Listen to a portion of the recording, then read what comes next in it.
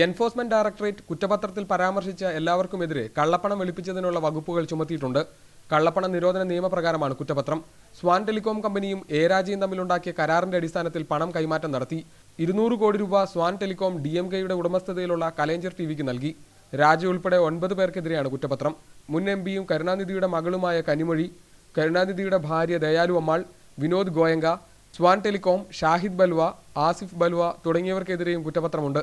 Today, this enforcement directorate official had come. It is not a charge sheet. First of all, let me clarify.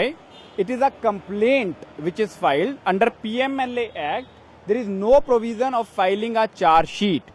2G spectrum ലേലം ചെയ്യുന്നതിൽ അന്നത്തെ telecom മന്ത്രി A രാജ സ്വന്തം താൽപര്യങ്ങൾ സംരക്ഷിക്കാൻ ശ്രമിച്ചു. ഇതുവഴി 1,75,000 കോടി രൂപയുടെ നഷ്ടമുണ്ടായി എന്നാണ് കുറ്റപത്രത്തിൽ പറയുന്നത്. ആദ്യ കുറ്റപത്രം സമർപ്പിച്ച CBIയുടെ ചോദ്യങ്ങൾക്ക് മറുപടി നൽകാൻ മെയ് 5 വരെ സമയം അനുവദിച്ചിട്ടുണ്ട്.